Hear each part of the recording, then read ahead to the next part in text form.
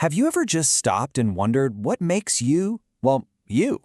Deep down inside every single one of your cells, there's a master plan, an incredibly intricate blueprint that holds the instructions for literally everything your body is and does. Today, we're going to decode that blueprint. We're going to find out exactly how it all works. You know, it's so easy to get lost in the hard science of it all.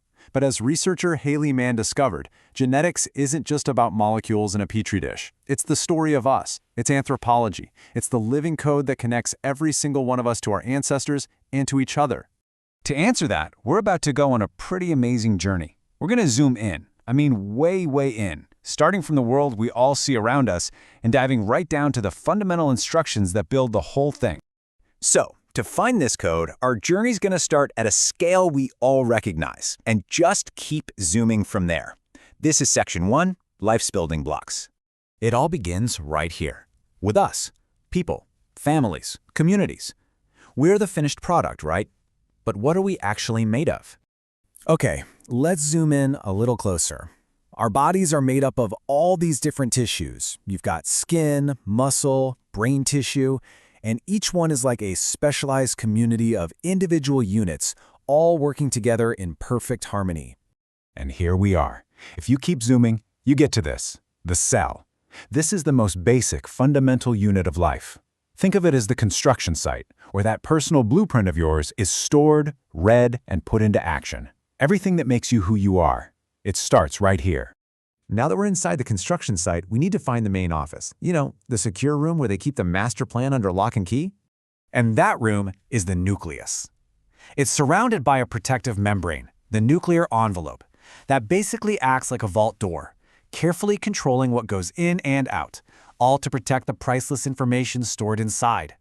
So what's inside this vault? It's not just empty space, that's for sure. It's packed with this complex substance called chromatin. You can think of this as the raw material itself. It's the high-tech paper that our blueprint is printed on. All right, we've found the blueprint room and the raw material it's made of. Now it's finally time to unroll that master plan and see its incredible structure.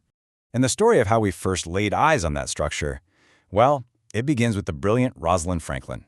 It was her groundbreaking X-ray image that provided the critical, undeniable evidence for DNA's shape.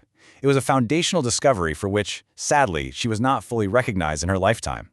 And this is it, that iconic shape, the double helix. It really does look like a twisted ladder. And the rungs are made from pairs of just 4 chemical bases. We call them A, T, C, and G. The rule is incredibly simple. A always pairs with T, and C always pairs with G. That's it. That simple 4-letter alphabet writes the entire story of you. But hang on. How do you possibly fit a story written with billions of these letters inside a microscopic cell? The answer is just brilliant biological engineering. It's all about the packaging. That long DNA strand is wrapped around proteins, then coiled and supercoiled into these dense, perfectly organized structures we call chromosomes. To give you an idea of just how much information we're talking about, get this.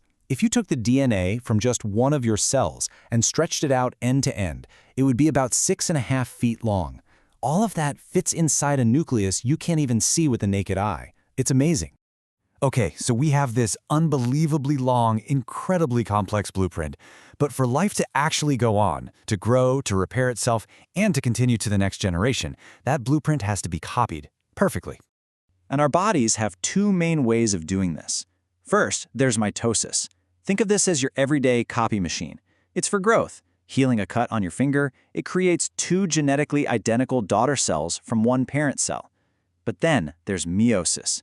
This one is special. It's only for reproduction. It actually shuffles the genetic deck, creating 4 completely unique sex cells, each with only half the genetic information. Now, normally, this whole cell cycle has checkpoints. It's a tightly controlled process to make sure division happens correctly and, just as important, stops when it's supposed to.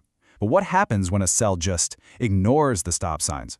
What happens if it breaks all the rules and becomes immortal? This leads us to one of the most important stories in modern medicine. These are HeLa cells. They were taken from a woman named Henrietta Lacks during a biopsy for her cervical cancer back in 1955. Her cells, unlike any doctors had ever seen, just kept dividing in the lab. They became the first immortal human cell line, and they've been absolutely vital for countless medical breakthroughs, from the polio vaccine to cancer research. But here's the thing. This was all done without her knowledge or consent, and it raises these profound, heavy questions about ethics, consent, and legacy that we are still grappling with today. Okay, we've seen the blueprint, and we've seen how it's copied. Now, for the magic. Let's look at how this static code is actually used to build and run your body. It all happens in 2 key steps. First, inside the nucleus, a process called transcription makes a temporary, working copy of a specific gene. It's like photocopying just 1 page out of that massive blueprint. This copy is called messenger RNA, or mRNA. Then, that mRNA copy leaves the nucleus and goes out to a ribosome, which acts like a molecular 3D printer. The ribosome reads the code on the mRNA copy in a process called translation. And the final product coming out of that 3D printer, a chain of amino acids. And that chain folds itself into a very specific 3D shape, becoming a protein. And proteins, they are the real workers of the body. They're your muscles, your enzymes, your hormones, they do everything. This is how the code becomes creation. You see, understanding this process doesn't just explain how our bodies work today. It completely unlocks the story of our entire species. By comparing the DNA of ancient remains with people living today, like the Tsimshian people of the Pacific Northwest, scientists can do absolutely incredible things. They can trace ancient human migration routes across the globe, understand how our immune systems evolved to fight off new diseases, and build a richer, more complete picture of our shared human journey. So, when it comes down to it, our DNA is a living history book. It carries the story of every ancestor who came before us, and we are just beginning to learn how to read it. So the real question is, as we get better and better at reading that book, what are we going to choose to write in the next chapter?